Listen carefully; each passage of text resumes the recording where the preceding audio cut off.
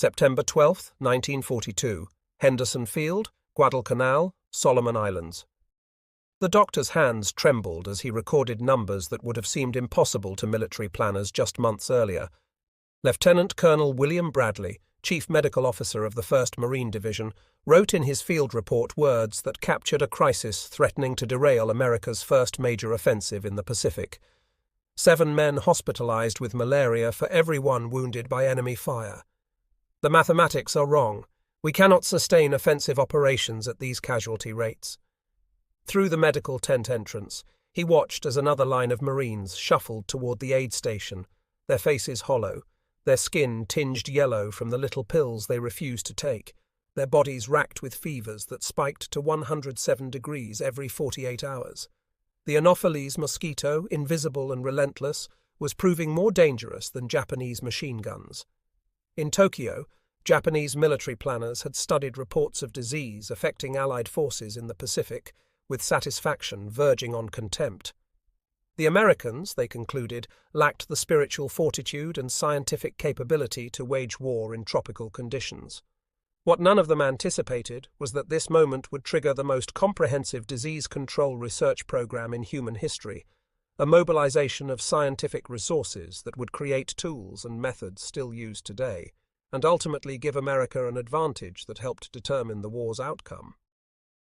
The challenge had begun on December 8, 1941, when Japanese forces invaded the Philippines.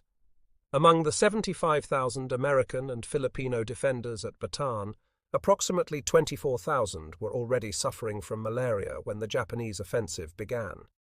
General Douglas MacArthur watched as entire battalions became combat ineffective, not from enemy action, but from the microscopic parasites carried by mosquitoes breeding in the jungle.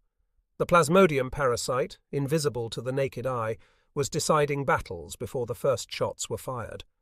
Among those defenders was Captain Paul Russell, a young medical officer who would later write the definitive account of malaria's impact on Pacific operations. His field notes, discovered decades later in military archives, documented the progression from optimism to concern. We believed quinine would protect us. We were wrong. The supply situation is catastrophic. For every man wounded in action, 7 are hospitalized with malaria. Without a solution to this disease, we cannot hold the Philippines. The journey from setback to transformation began in the humid jungles of New Guinea, where American forces learned their first lessons about tropical warfare. As Allied troops poured into Port Moresby and advanced toward the Japanese stronghold at Buna, disease struck with remarkable efficiency. The medical statistics from those early campaigns were extensively documented. At Milne Bay in Papua, the annual incidence rate of malaria reached 4,000 cases per 1,000 soldiers, meaning that the calculated infection rate suggested every service member in the area would contract the disease multiple times if stationed there for a full year. The base lost 12,000 man-days per month to malaria alone, with soldiers cycling repeatedly through infection, treatment, and relapse.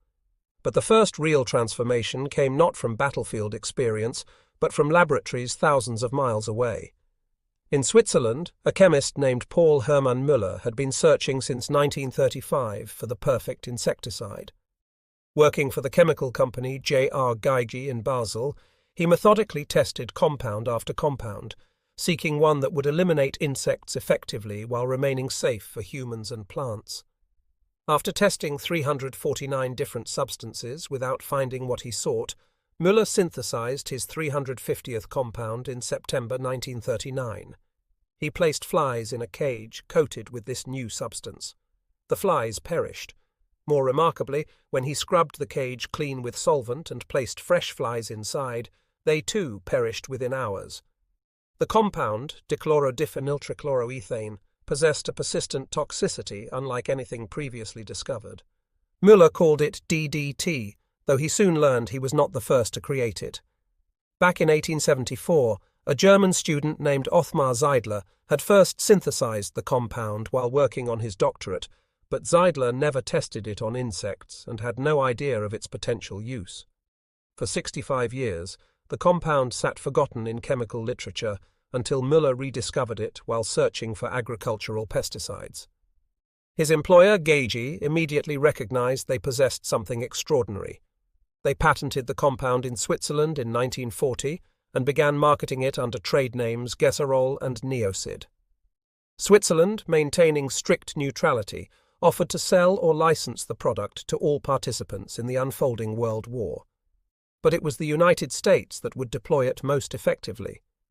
In early 1942, as Japanese forces swept across the Pacific and malaria ravaged Allied troops, an American military attaché in Switzerland sent samples back to the United States. The U.S. Department of Agriculture tested the compound extensively and found its properties exceeded anything in the American arsenal. It eliminated mosquitoes, lice, and flies with remarkable efficiency. More importantly, its effects persisted for months after a single application. The War Production Board encouraged rapid manufacture. By May 1943, DDT appeared on Army supply lists. By January 1944, it was standard Navy equipment. Production ramped up to a wartime peak of £3 million per month, though all production was allocated to the armed services, except for a few £100,000 reserved for research and testing. But DDT was only one piece of the puzzle.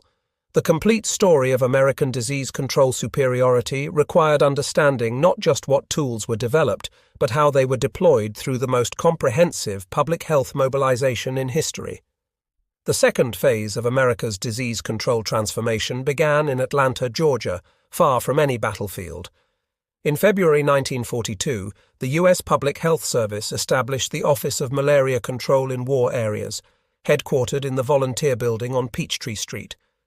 The organization's mission was deceptively simple: prevent malaria transmission around military training bases and war production facilities in the American South, where the disease remained endemic despite decades of control efforts. Under the leadership of Medical Director Colonel Lewis Williams, the office brought together epidemiologists who tracked disease patterns, entomologists who studied mosquito behavior and breeding sites, engineers who designed drainage systems and spraying equipment, and administrators who coordinated activities across multiple states. This integrated approach to mosquito control had never been attempted at such scale. Workers drained swamps and marshes where mosquitoes bred, applied larvicides to standing water that couldn't be drained, sprayed insecticides on surfaces where adult mosquitoes rested, and educated local populations about disease prevention measures. By the end of 1942, the office operated projects in 15 states, the District of Columbia and Puerto Rico, employing more than 2,600 workers who protected 450 military and industrial facilities, involving several million personnel connected to the war effort. The budget was modest by military standards, approximately $1 million annually, but the organizational framework they created would prove invaluable.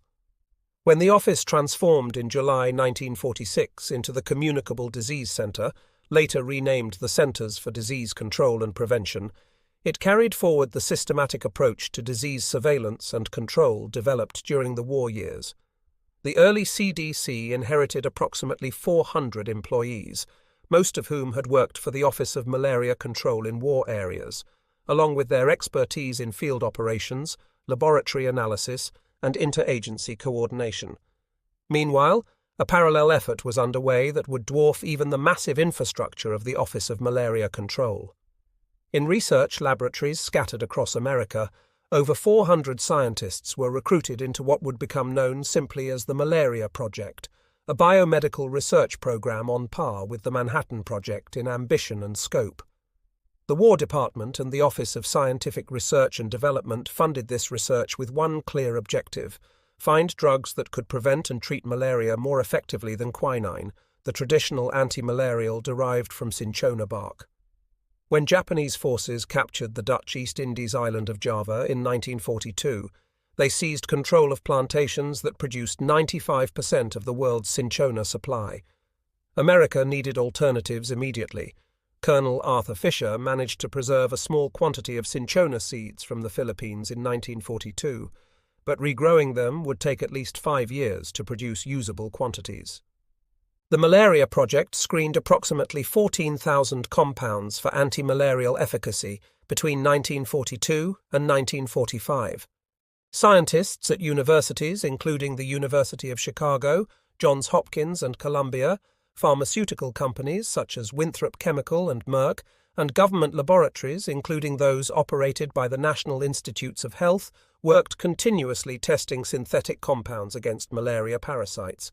The research was urgent and sustained. Every week of delay meant thousands more troops incapacitated by disease that rendered them as combat ineffective as battlefield wounds. One compound showed particular promise early in the program.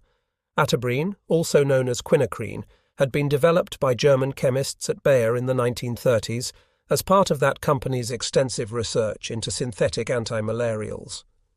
By 1943, American scientists identified it as the most effective quinine substitute available. Clinical trials showed it worked remarkably well. Soldiers who took Atabrine regularly according to prescribed protocols had significantly lower malaria infection rates compared to those who relied on sporadic quinine supplies. The drug suppressed the parasite effectively, allowing soldiers to remain on duty even in heavily infested areas. There was just one problem that threatened to undermine the entire program. Soldiers were reluctant to take it. Atabrine caused unpleasant side effects, including nausea, headaches, and digestive issues in many users. More concerning to the troops, it turned their skin a noticeable yellow color, leading to widespread rumors that the drug caused reproductive issues. These rumors, though completely false, spread rapidly through units stationed in the Pacific. Medical officers reported compliance rates as low as 20 to 30% in some units. Men would accept the small yellow tablet, place it in their mouths as ordered, then discard it as soon as the medical officer turned away. The challenge became not just developing effective drugs, but ensuring soldiers actually consumed them as prescribed. The solution combined education, humor, and direct command authority. The Army commissioned Theodor Geisel, who would later achieve fame as Dr. Seuss, to create educational materials for troops. Working in the Army's animation department, Geisel drew cartoons featuring Bloodthirsty Anne, a personified mosquito who transmitted malaria, emphasizing in simple, memorable terms the consequences of refusing medication. Posters warned that malaria causes severe illness and urged soldiers to keep covered and use repellent. Radio stations established by Armed Forces Radio Service in the South Pacific broadcast programs specifically designed to encourage medication compliance. The station on Guadalcanal ran the Atabrine Cocktail Hour, a daily program that aired each afternoon at 17:30 hours and featured 15 minutes of music from humorously named locations like the fungus-festooned Fern Room and the Starlight Roof High atop the Hotel de Grinck in downtown Guadalcanal.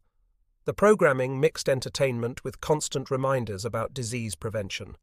Most importantly, unit commanders received orders to personally observe soldiers swallowing their daily Atabrine tablets. The procedure was structured. Soldiers stood at attention, received the pill from a medical officer or corpsman, placed it in their mouths, closed their jaws, and remained at attention while the commander confirmed they swallowed. Only then were they dismissed. The system required discipline, but it worked.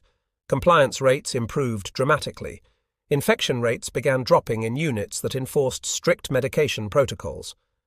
While American forces worked to implement Atabrine compliance during 1942 and 1943, Japanese troops in the Pacific faced a far more difficult situation that would progressively worsen. Their supply lines, stretched across thousands of miles of ocean and increasingly threatened by American submarines and aircraft, could not deliver adequate medical supplies to forward units. Japanese military medical services had never prioritized preventive medicine on the scale that Americans attempted. Cultural factors also played a role, as Japanese military doctrine emphasized spiritual strength and endurance over medical intervention. The combination proved problematic. At Buna in Papua New Guinea, where American and Australian forces attacked entrenched Japanese positions in late 1942 and early 1943, both sides faced significant disease challenges. American forces learned important lessons about malaria's impact, with disease casualties outnumbering battle casualties by substantial factors in some units. But Japanese defenders, cut off from resupply and lacking adequate food or medicine, fared worse. Medical historians estimate that a significant percentage of Japanese forces at Buna were affected by malaria and related diseases. The survivors were so weakened that when American and Australian forces finally broke through Japanese defences in January 1943, they found defenders barely able to resist. This pattern would repeat throughout the Pacific as the war progressed. On Guadalcanal, Japanese forces attempting to retake Henderson Field from the Marines faced malaria rates that exceeded even American casualties. Japanese medical services struggled to cope with the scale of infection.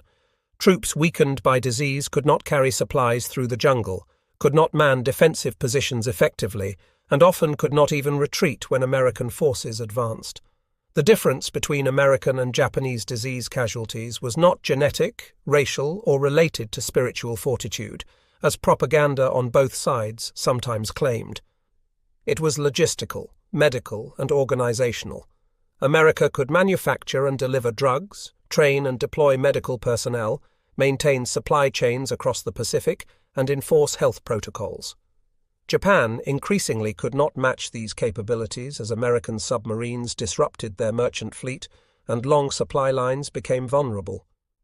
The autumn of 1942 marked the low point for American disease control efforts, but also the beginning of systematic transformation. On Guadalcanal, where the 1st Marine Division had landed in August to seize a partially constructed Japanese airfield, malaria struck with remarkable intensity. The island's swampy terrain, heavy rainfall, and warm temperatures created ideal mosquito breeding conditions. Henderson Field, the captured airstrip that became the focal point of the campaign, was surrounded by marshes and streams where Anopheles mosquitoes bred in enormous numbers. By December, more than 8,000 Marines had contracted malaria. Tropical diseases, including malaria, dengue fever, and various infections, affected nearly 2/3 of the division. Enemy fire accounted for only 1/3 of casualties. The hospital admission rate from malaria in Army units that arrived to reinforce the Marines averaged 420 per 1,000 troops annually from November 1942 through February 1943. Lieutenant General Robert Eichelberger, who commanded forces during the subsequent Buna campaign in New Guinea, captured the concern in a single sentence that would echo through military planning for the remainder of the war. Disease was a significant challenge to us. We had to address the Japanese threat before the malarial mosquito overwhelmed us. His words reflected the reality facing every commander in the Pacific. Battles could be won against Japanese troops, but if malaria incapacitated entire divisions before they could engage the enemy, no amount of courage or firepower would achieve victory. General Douglas MacArthur, commanding Allied forces in the Southwest Pacific area, watched the casualty figures with growing concern. He calculated publicly that for every division facing the enemy, he required a second division in the hospital with malaria and a third division convalescing from the disease. This arithmetic was unsustainable. The Japanese could not match American production of ships, aircraft, and ammunition, but if disease negated America's numerical advantage, the war would become a grinding stalemate favoring the defenders. In response, MacArthur created the Combined Advisory Committee on Tropical Medicine, Hygiene and Sanitation in 1943, bringing together American, Australian and other Allied medical experts to coordinate disease control efforts across the Southwest Pacific area. The committee's recommendations would prove as important to victory as any operational battle plan, but disease control required more than planning and coordination. It required new tools, new techniques, and systematic application across thousands of square miles of tropical jungle, swamp, and coastline. This is where research into insecticides would prove valuable. Early field testing of DDT in operational theatres began in earnest during 1943. In Italy, where Allied forces fought their way up the peninsula following the invasion of Sicily, American military medical personnel sprayed DDT inside buildings and discovered it dramatically reduced mosquito populations for extended periods. Unlike pyrethrum, the traditional insecticide that had to be reapplied frequently, DDT remained effective for months after a single application. In August 1943, the Army began the first trials of using DDT specifically against malaria-carrying mosquitoes.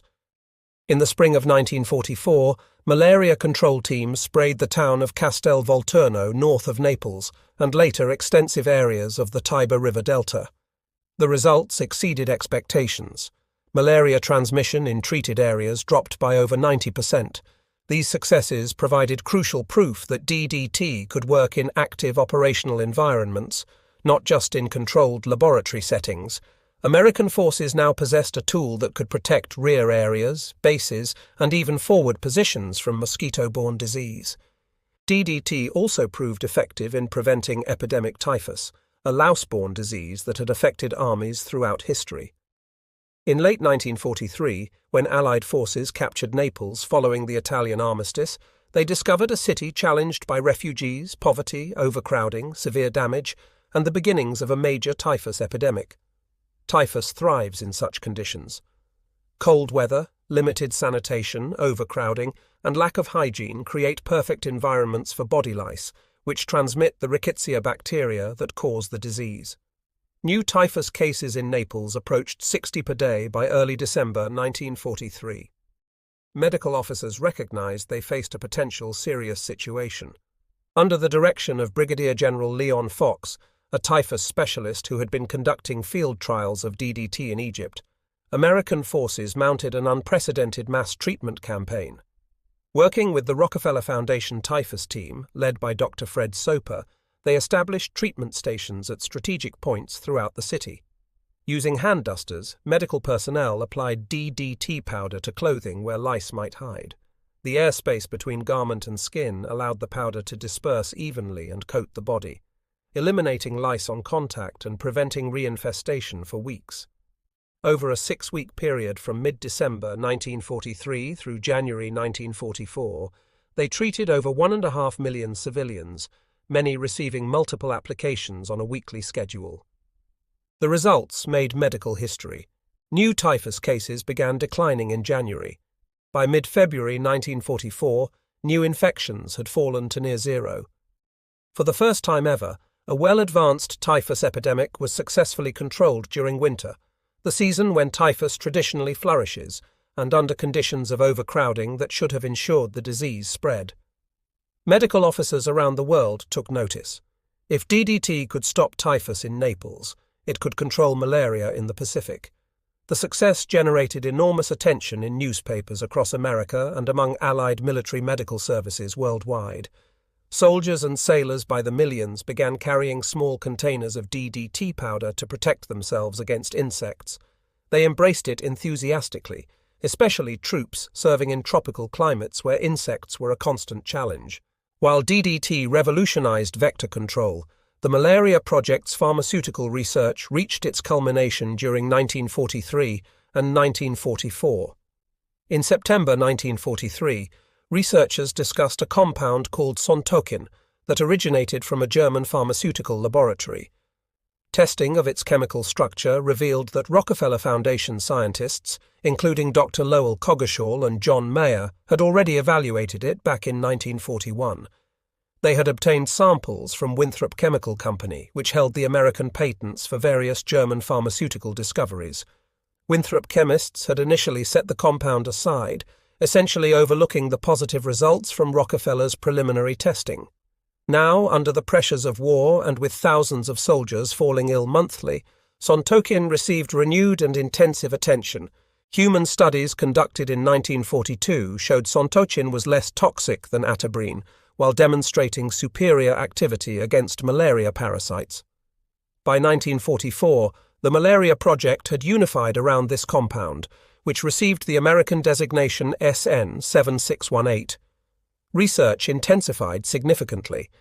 At the University of Chicago, medical professor Alf Alving became a lead investigator.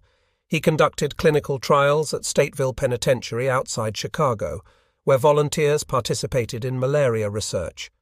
The research methods of the 1940s differed significantly from modern ethical standards, but the work produced results that would benefit millions in subsequent decades.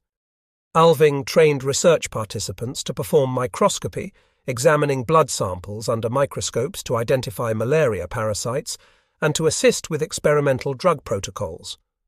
The work was methodical and ultimately successful in identifying effective treatment approaches. SN 7618 proved highly effective against all forms of malaria.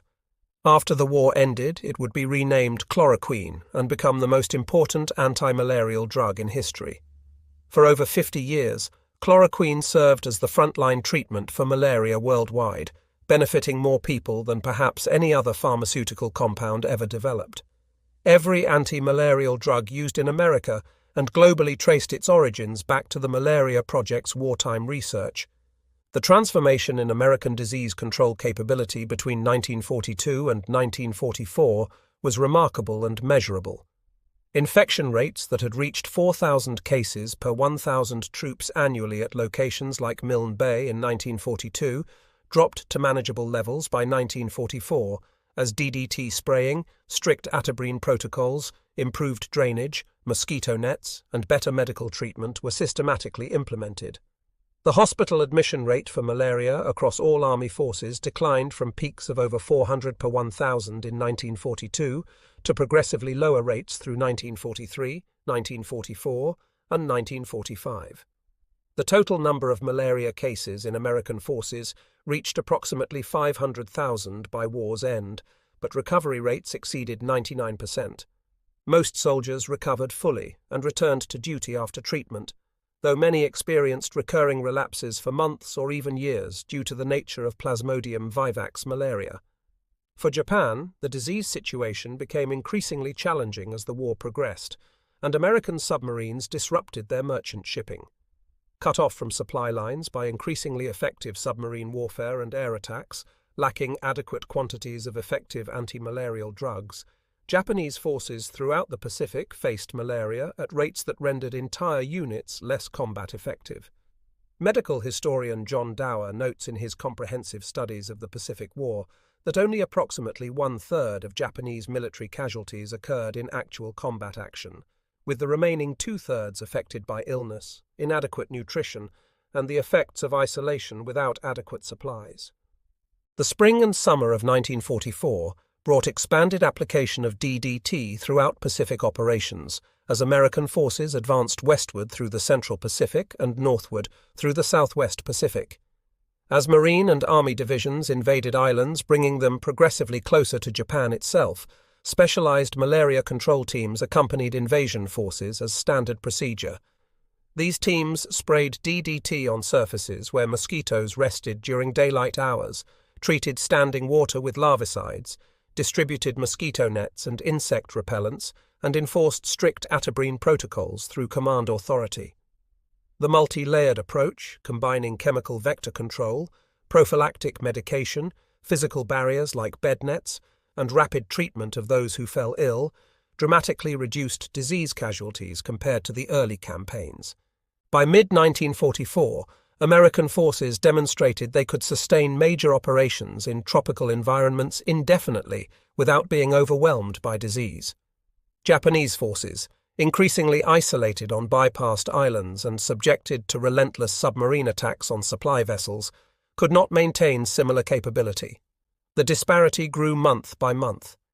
In June 1944, as American forces invaded the Mariana Islands of Saipan, Tinian, and Guam, bringing the war within long-range bomber range of the Japanese home islands, disease control capabilities gave the United States a crucial advantage beyond firepower and numbers. American troops, protected by systematic DDT spraying and medicated with Atabrine, maintained high levels of combat readiness despite tropical conditions and intense fighting. Japanese defenders, increasingly cut off from resupply and weakened by inadequate rations and medical care, saw their effectiveness eroded by disease even before American assaults began. The autumn of 1944 demonstrated the full strategic impact of American disease control superiority. When General MacArthur returned to the Philippines in October, as he had famously promised, landing at Leyte with overwhelming naval support, American forces encountered Japanese troops significantly weakened by months of inadequate food and medical supplies. Intelligence reports described Japanese soldiers unable to properly man defensive positions due to illness. The subsequent naval battle of Leyte Gulf, fought from October 23 to 26, and ranking as one of the largest naval engagements in history, secured complete American control of Philippine waters and severed the last reliable supply lines connecting Japan to its southern territories. Without regular shipments of food, medicine, ammunition, and reinforcements, Japanese forces throughout the Southwest Pacific and Indonesia began losing effectiveness. Disease and inadequate supplies compounded what American firepower had begun. The Malaria Project continued its intensive work through 1945, ultimately screening over 14,000 compounds and identifying several that would revolutionize tropical medicine for decades. Chloroquine emerged as the supreme achievement, but the research also produced primaquine, a drug that could eliminate dormant hypnozoite parasites from the liver and thus prevent the characteristic relapses of Plasmodium vivax malaria. These pharmaceutical innovations, combined with DDT for vector control and the organizational expertise developed by the Office of Malaria Control in war areas, gave America a comprehensive toolkit that would shape global public health for generations beyond the war. Hermann Müller, the Swiss chemist who discovered DDT's insecticidal properties in 1939, received the Nobel Prize in Physiology or Medicine in 1948. The Nobel Committee specifically noted that DDT had preserved the life and health of hundreds of thousands of people during World War II. The citation highlighted that DDT had been used extensively in refugee centers and displaced populations, preventing typhus and other insect-borne diseases from affecting vulnerable populations. Without doubt, the committee declared, this compound had already benefited countless people and would continue doing so for years to come. Yet even with all these tools and innovations, the impact of disease in the Pacific remained significant. Over 60% of American troops who served in the Pacific Theater contracted malaria at some point during their service. Approximately 1.2 million soldiers experienced either malaria or dengue fever, often having multiple infections.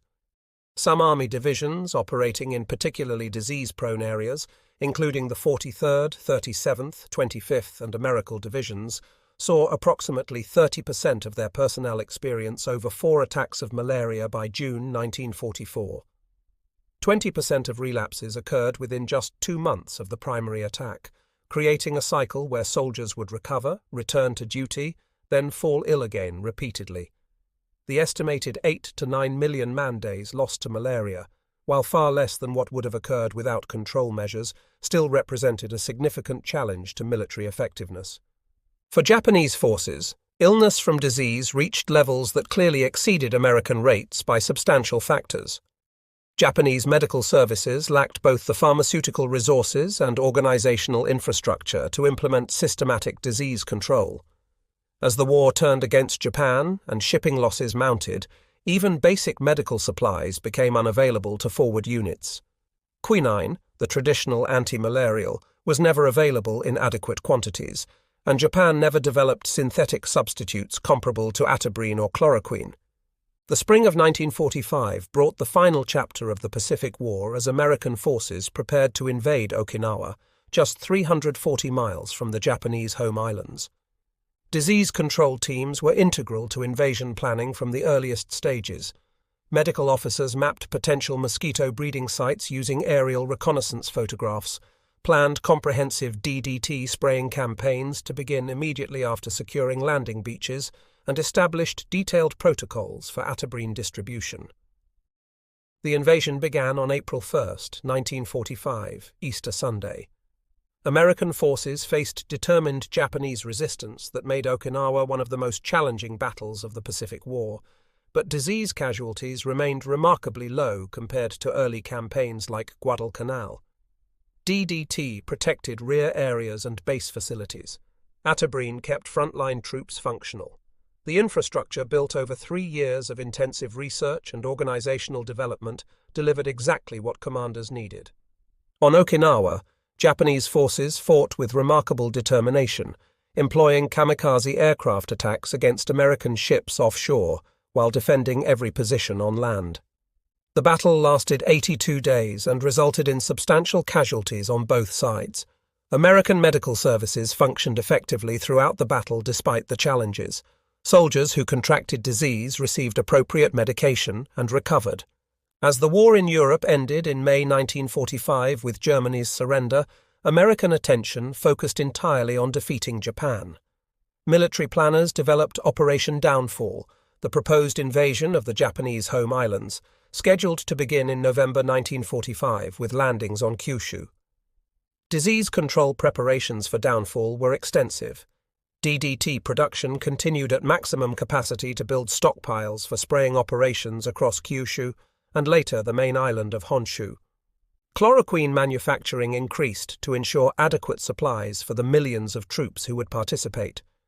Medical personnel received intensive training in tropical medicine and disease prevention, despite Japan's more temperate climate. The invasion never came. In August, atomic bombs led to Japan's surrender on August 15, 1945. The Pacific War ended. The post-war assessment of disease control's impact revealed statistics that validated the enormous wartime investment in research, drug development, and vector control. World War II marked the first major American conflict where battle casualties exceeded disease casualties. Throughout the 19th century and in earlier wars, disease had affected more soldiers than enemy action. During the Civil War, disease was a major factor.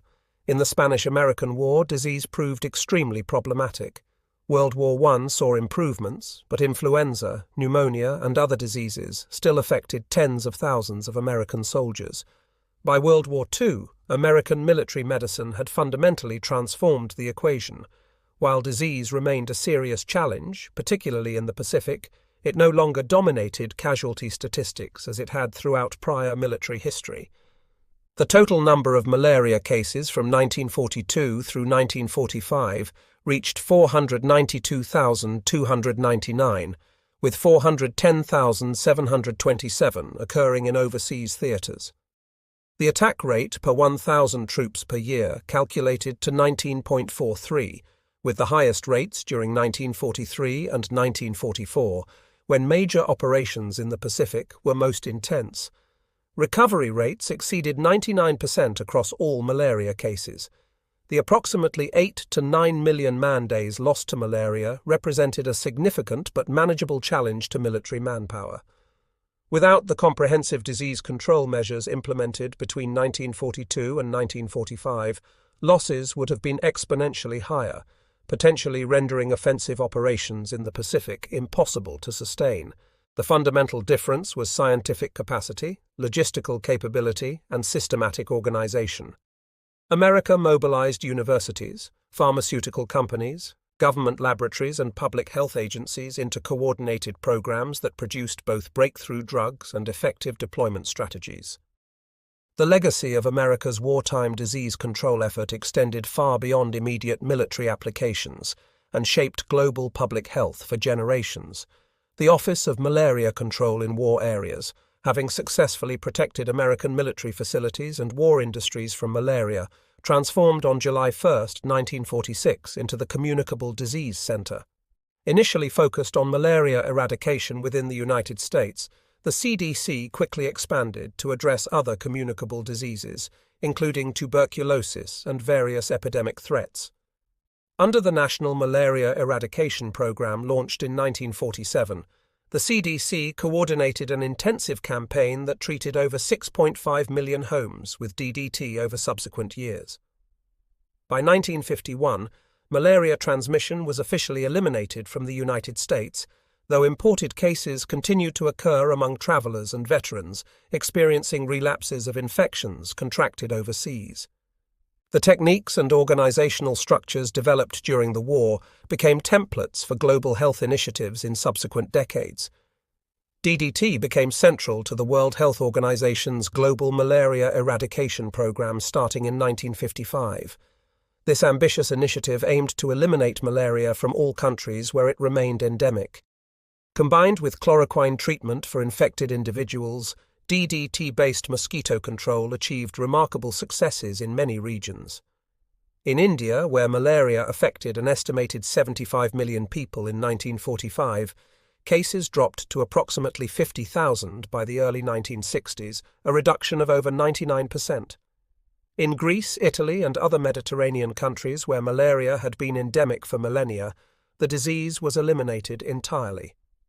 Paul Müller was celebrated as a hero in Greece for his discovery that enabled these achievements. Similar dramatic improvements occurred across southern Europe, parts of Asia, and Latin America. The anti-malarial drugs developed through the Malaria Project became the foundation for all subsequent research and treatment protocols. Chloroquine remained the frontline treatment for malaria for over 5 decades, administered to hundreds of millions of patients worldwide. Its low cost, high effectiveness against most malaria strains, and relatively manageable side effects made it ideal for mass treatment programs. When resistance eventually developed in some Plasmodium falciparum strains during the 1960s and 70s, primaquine and other compounds from wartime research provided alternatives. Scientists could build on the comprehensive knowledge base created by the Malaria Project's systematic screening of thousands of compounds. Every anti-malarial drug in the modern medical arsenal traces its intellectual origins to that wartime research program. However, the story of DDT took unexpected turns in the decades after World War II. The compound that had been celebrated in the 1940s came under intense scrutiny by the 1960s. Biologist Rachel Carson's 1962 book, Silent Spring, documented DDT's environmental impact, particularly on bird populations. The pesticide accumulated in the environment rather than breaking down quickly, moving up food chains in a process called bioaccumulation until it reached concerning concentrations in predatory birds. Eagles, ospreys, peregrine falcons, and other raptors experienced reproductive challenges as DDT caused eggshell thinning. Populations of these birds declined dramatically across North America during the 1950s and early 60s. Carson's book generated enormous debate. Chemical companies and agricultural interests defended DDT vigorously, arguing its benefits outweighed environmental concerns. But accumulating evidence of ecological effects proved compelling. The United States Environmental Protection Agency restricted DDT for agricultural use in 1972 after years of hearings and scientific review. The Stockholm Convention on Persistent Organic Pollutants formalized a worldwide restriction on agricultural DDT use in 2004. However, recognizing that complete elimination remained unfeasible in many malaria-endemic countries where alternatives were expensive or less effective, the convention specifically exempted public health use under World Health Organization guidelines. DDT remains legal for indoor residual spraying in areas where mosquitoes have not developed resistance, though its use has declined dramatically from the peak years. The discussion over DDT continues in the 21st century, balancing environmental concerns against public health needs in tropical regions where malaria remains a major health challenge. Modern malaria control employs multiple tools, including insecticide-treated bed nets, indoor residual spraying with various chemicals including limited DDT in some locations, anti-malarial drugs, and more recently vaccines. The World Health Organization revised its previous position, and in 2006 recommended indoor residual spraying in areas where it remains effective, acknowledging that when properly used for public health purposes, DDT presents minimal health risk while benefiting communities. The organization emphasizes that DDT should be one component of integrated vector management, rather than the sole intervention. The scientists, doctors, and public health workers who developed these disease control tools during World War II deserve recognition alongside combat troops for their contributions to victory. Their battlefield was the laboratory bench and the field hospital. Their tools were chemical compounds and microscopes. Their challenge was microscopic parasites and the insects that carried them. Their success was measured not in territory captured, but in lives preserved and operations sustained. Without their work, American offensive operations in the Pacific would have faced overwhelming challenges from disease casualties. From the difficult early days at Guadalcanal in autumn 1942, where 7 men fell to disease for every one wounded by enemy fire and entire divisions cycled through hospitals, to the final campaigns of 1945 where disease was controlled to manageable levels, the transformation took just 3 years. 3 years of intensive research screening 14,000 compounds. 3 years of organizational innovation creating the infrastructure that became the CDC. 3 years of field trials perfecting DDT deployment. 3 years of education campaigns convincing soldiers to take medication they disliked. 3 years of coordination between military medical services, civilian public health agencies, university researchers, and pharmaceutical companies. The speed and scale of that transformation testifies to American capacity for mobilizing resources toward defined objectives when national security demands it. In 1942, Japanese military planners had studied reports of American disease casualties with satisfaction. They saw weakness where they should have recognized the early stages of a problem-solving process. By 1945, those same planners watched their forces struggle from disease and inadequate supplies, while American troops remained healthy and combat effective. They had fundamentally underestimated American scientific capability and organizational capacity. They had underestimated America's ability to identify problems systematically, mobilize resources to solve them, and deploy solutions at industrial scale. The cost of that underestimation was considerable. The story that began with Lieutenant Colonel William Bradley recording challenging casualty statistics at Henderson Field in September 1942 ended with malaria controlled, typhus eliminated, and diseases that had plagued armies throughout history reduced to manageable challenges. The transformation was complete not through wishful thinking but through systematic research, pharmaceutical innovation, development of new insecticides, organizational excellence, and the determined application of scientific methods to military medicine. American forces learned to fight effectively in tropical environments not through superior genetics, as both sides' propaganda sometimes claimed, but through superior science, organization, and logistics. The Office of Malaria Control in war areas provided organizational frameworks and field expertise. The Malaria Project provided breakthrough drugs. Paul Müller's DDT provided the insecticide that made vector control practical at scale.